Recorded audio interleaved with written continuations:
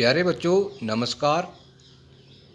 मैं आपका संस्कृत अध्यापक आज आपके सामने एक नए पाठ्यक्रम को लेकर उपस्थित हुआ हूँ, जिसका नाम है व्यंजनानी। तो बच्चों, आज के इस कक्ष में हम व्यंजनों के बारे में पढ़ेंगे, व्यंजन की परिभाषा के बारे में पढ़ेंगे, अर्थात व्यंजन किसे कहते हैं, व्यंजनों के कितने प्रकार हैं आदि, इन सब के बारे में आज हम विस्तृत अध्ययन करेंगे। तो प्यारे बच्चों, जैसा कि व्यंजनानी परिभाषा लिखत, अर्थात व्यंजन की परिभाषा लिखिए अथवा व्यंजन किसे कहते हैं। तो बच्चों, व्यंजन की परिभाषा को हम इस प्रकार से व्यक्त कर सकते हैं कि व्यंजनम च अर्धमात्रिकम, अर्थात व्यंजन अर्धमात्रा वाला होता है, अर्थात स्वरों की सहायता से बोले जाने वाले वर्ण व्यंजन कहलाते हैं।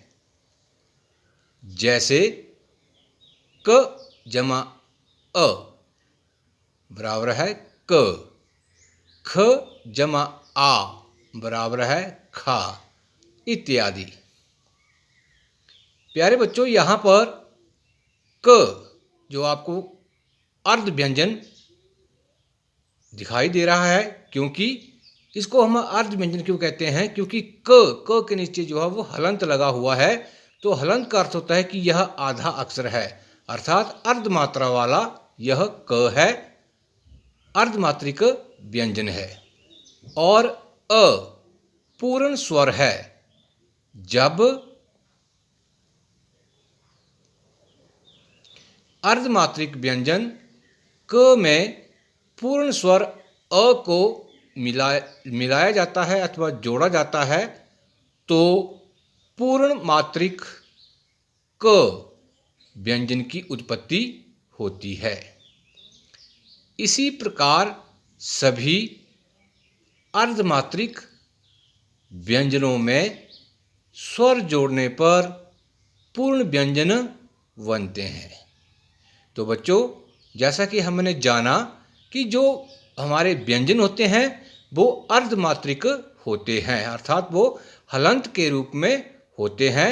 परंतु जब उन अर्धमात्रिक व्यंजनों में हम कोई स्वर जोड़ते हैं, जैसे अ, आ, ई आदि कोई भी किसी भी प्रकार का स्वर जोड़ते हैं, तो वह व्यंजन जो है वो पूर्ण व्यंजन बन जाता है। तो इस प्रकार से जैसा कि हमने पहले पढ़ा है कि हमारे पास जो कुल व्यंजन हैं उनकी संख्या कितनी है, 33 है, अर्थात हमारे पास कुल व्यंजनों की संख्या कितनी है, 33 व्यंजन है। तो इसी प्रकार से अब हम आगे पढ़ेंगे कि व्यंजनों के प्रकार, अर्थात व्यंजन कितने प्रकार के होते हैं। तो प्यारे बच्चों, जैसे प्रश्न है कि व्यंजना नाम प्रकारः, व्यंजनों के प्रकार। तो प्यारे बच्चों, व्यंजन दो प्रकार के होते हैं। नंबर 1 वर्गीय व्यंजन, नंबर 2 अवर्गीय व्यंजन। तो वर्गीय व्यंजन किसे कहते हैं, अर्थात ऐसे वर्ण जिनको हम वर्ग में विभाजित कर सकते हैं, वर्गीय व्यंजन कहलाते हैं। जैसे कवर्ग, चवर्ग, टवर्ग, तवर्ग और पवर्ग। तो आइए अब देखते हैं कि हमारे जो ये 5 वर्ग बने हैं, इनमें कौन कौन से व्यंजन आते हैं। जैसे कवर्ग में क, ख, ग, घ, ण, चवर्ग में च, छ, ज, झ, ञ, टवर्ग में ट, ठ, ड, ढ, न, तवर्ग में त, थ, द, ध, न और पवर्ग में प फ ब भ म।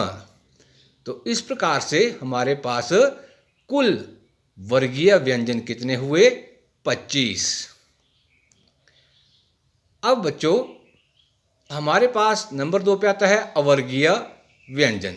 तो अवर्गीय व्यंजन में य, र, ल, व ये 4 अंतस्तः व्यंजन कहलाते हैं और स, श, स, ह ये 4 ऊष्माणः व्यंजन कहलाते हैं, जिनकी हम पिछले वीडियो में जो व्याख्या कर चुके हैं।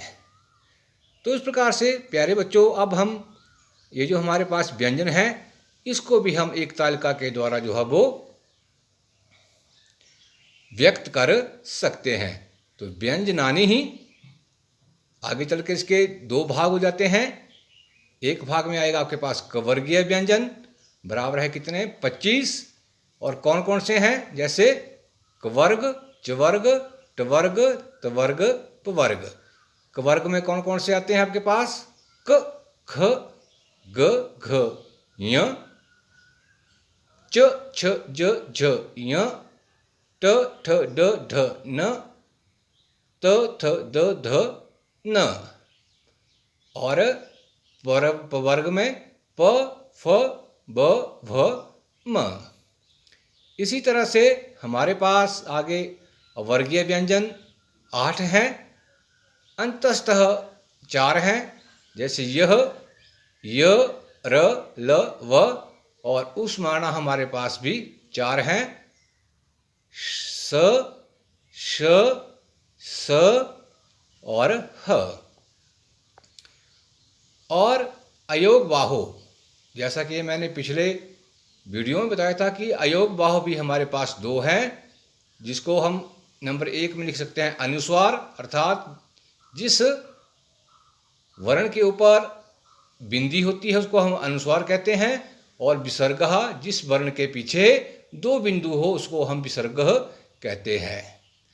अनुस्वार का एक उपभेद है अनुनासिकः, जिसको हम अर्धचंद्र बिंदु के द्वारा जो है वो प्रकट करते हैं। तो प्यारे बच्चों आज के वीडियो में हमने जाना कि व्यंजन किसे कहते हैं, कुल व्यंजन कितने हैं, व्यंजनों के प्रकार कौन कौन से हैं और हम इसको इन व्यंजनों को किस प्रकार से तालिका में दर्शा सकते हैं। तो आज के वीडियो के लिए सिर्फ इतना ही है। कल फिर नए विषय के साथ आपसे पुनः भेंट होगी। तब तक के लिए जयतु संस्कृतम, जयतु भारतम।